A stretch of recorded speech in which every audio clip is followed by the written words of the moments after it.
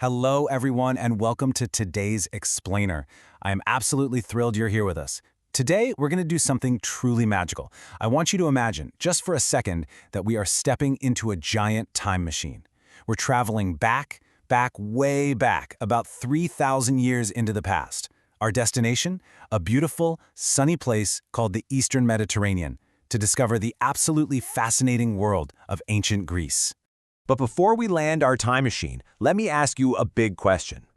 Have you ever wondered where schools actually came from? Or, where the very first Olympic Games were held?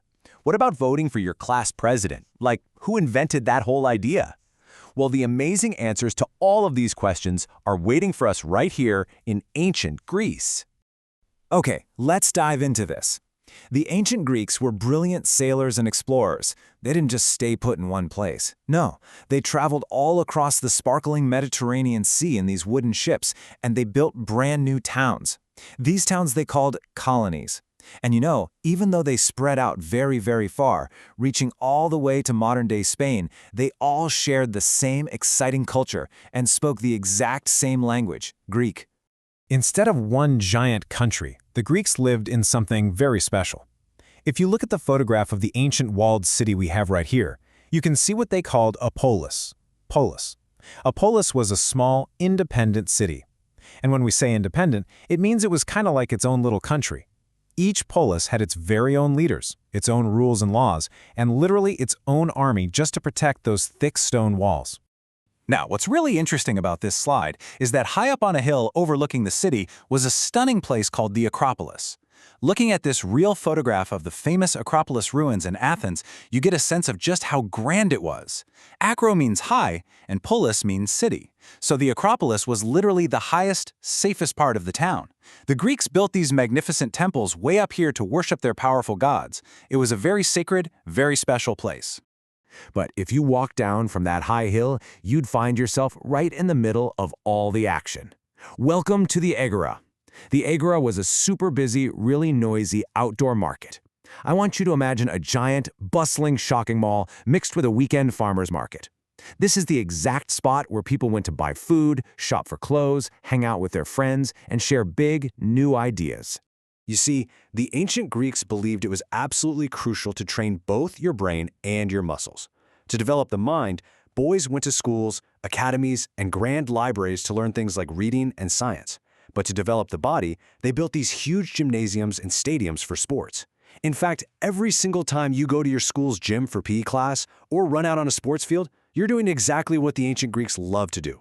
They also used their amazing skills to create beautiful painted pottery and buildings that we still admire today. Let's move to and see how this builds. Out of all the different city-states in Greece, there was one polis in particular that became famous for a gigantic, world-changing idea. That city was Athens. Athens was this incredibly busy, creative place, and the people there decided they wanted to try something completely new. The people of Athens actually invented a whole new way to run their city. They called it democracy. Democracy. This is a very important word. In Greek, democracy simply means rule by the people. Before this idea came along, most places were ruled by a single powerful king who made every single rule. But in Athens, regular people finally got a say in how things worked.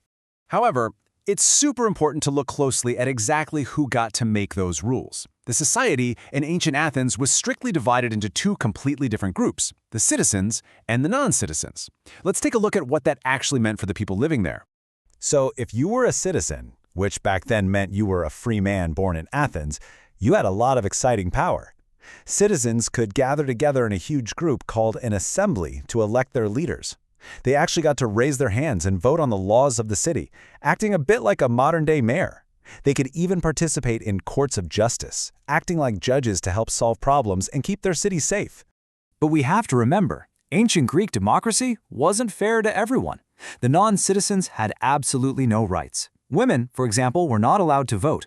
They were expected to stay at home and follow the rules of their fathers or husbands. Slaves made up a really huge part of the city, but they were treated as property, not people. And foreigners, people who were born in other cities, well, they had no power to vote either. It was a great start for government for sure, but it still had a really long way to go to be truly fair. So the crucial point is, while the Greeks were busy building cities and inventing laws down on the ground, they believed someone else was watching them from high above. Far, far up in the clouds at the very top of a real mountain called Mount Olympus, they believed the powerful Olympian gods lived. Let's meet some of these magical figures. Here are the main leaders of Mount Olympus. First up is Zeus, the king of the gods, and you can see him holding his mighty symbol, a flashing lightning bolt. He ruled the sky and the thunder. Right next to him is Hera, the queen, who protected marriage and the family. Then we have Poseidon, carrying his big three-pointed spear, which is called the trident. He controlled the wild, crashing sea. And Demeter, holding beautiful green plants, was the goddess of agriculture and the crops that gave the Greeks all their food. And there were even more powerful gods. Athena, holding her wise little owl, was the goddess of wisdom and smart strategy. Apollo brought the bright sun and played beautiful music. His twin sister, Artemis, loved the silver moon and hunting in the forest. And finally, the very strong Ares, dressed in his heavy armor, was the fierce god of war. The Greeks absolutely loved telling thrilling stories about all these incredible gods. And this brilliantly illustrates just how much the ancient Greeks gave to our modern world.